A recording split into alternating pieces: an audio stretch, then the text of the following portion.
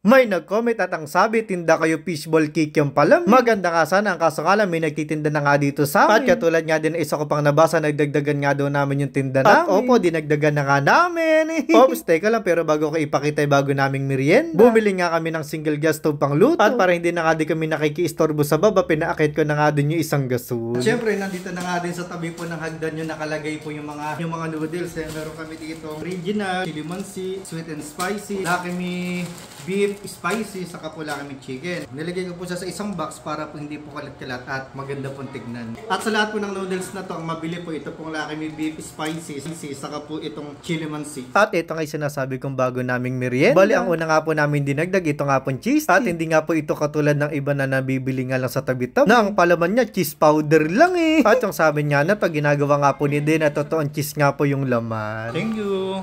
Ay, nalaglag. Sayang. Wala naman nakakita, wala naman tao.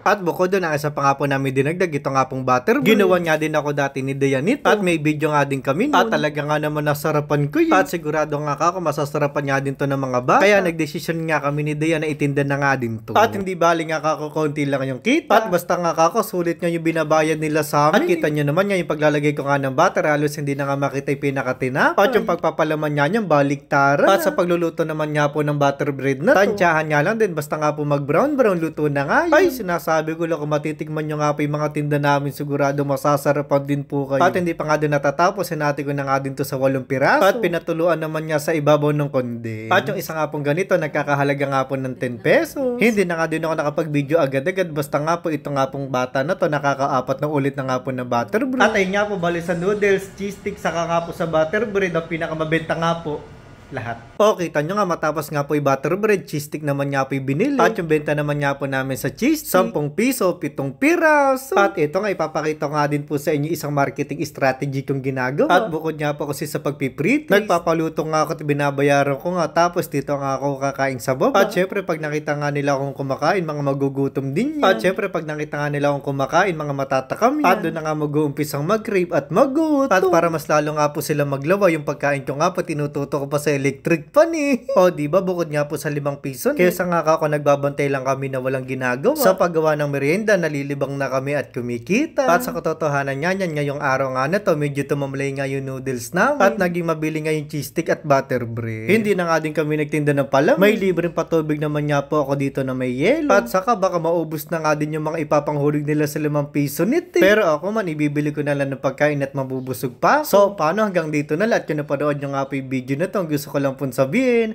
thank you po! Pangalan mo na? Oh, sige, thank you.